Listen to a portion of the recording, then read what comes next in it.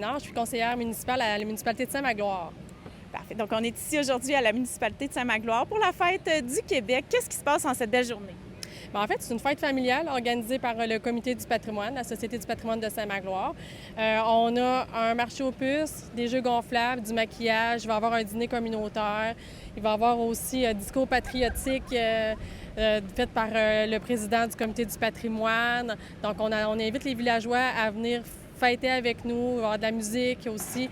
Donc, un moment de vie dans notre communauté qu'on partage ensemble. Puis là, je constate, bien, on s'en est parlé hier, c'est comme une petite fête de la famille, finalement. C'est comme une petite fête de la famille. Le but, c'est ça, c'est d'avoir différentes activités au courant de l'année dans la municipalité où on peut se réunir la communauté. T'sais, on a aussi 2 festivals à Saint-Magloire pour une communauté de presque autour de 700 habitants. C'est quand même très bien. On a un festival country dans le mois de mai, qui est les Country Hunts.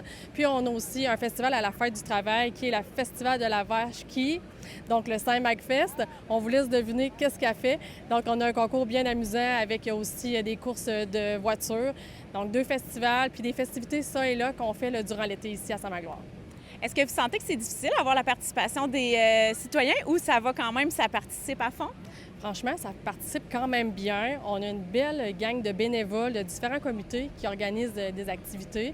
Puis les citoyens répondent bien, ils aiment bien ça sortir, ils aiment ça qu'il y ait de la vie dans notre communauté. Donc non, c'est pas si difficile. Puis en fait, même, on aime ça quand on accueille les gens des autres villages aussi. Dans les différents attraits qu'on a aussi, on a les verres boisés. C'est un sentier pédestre avec de l'hébertisme qui est bon, là, je te dirais, pour les enfants, là, peut-être entre 5 et 12, 13 ans, peut-être même un petit peu plus. Il y a un sentier pédestre qui se continue avec gazebo, on est en forêt.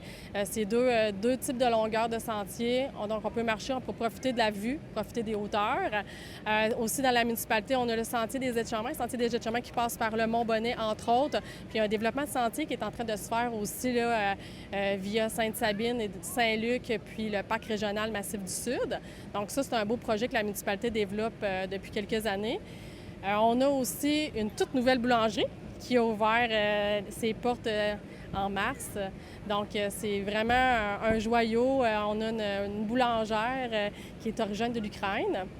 Donc, elle nous fait toutes sortes de produits, autant des produits français, des produits québécois que des produits de l'Ukraine. Donc, on découvre toutes sortes de variétés de produits, toutes sortes de saveurs aussi. C'est très, très intéressant. Tout ça est au cœur du village.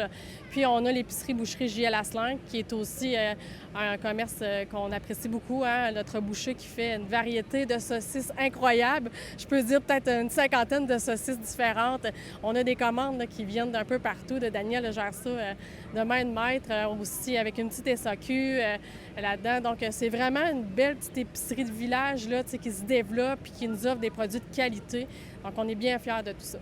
Donc, très vivant, Saint-Magloire. Je suis contente d'être ici avec vous aujourd'hui. Oui, oui, très vivant. Une belle petite communauté qui a à cœur le développement de son village, puis le développement aussi de tout ce qui est autour d'eux.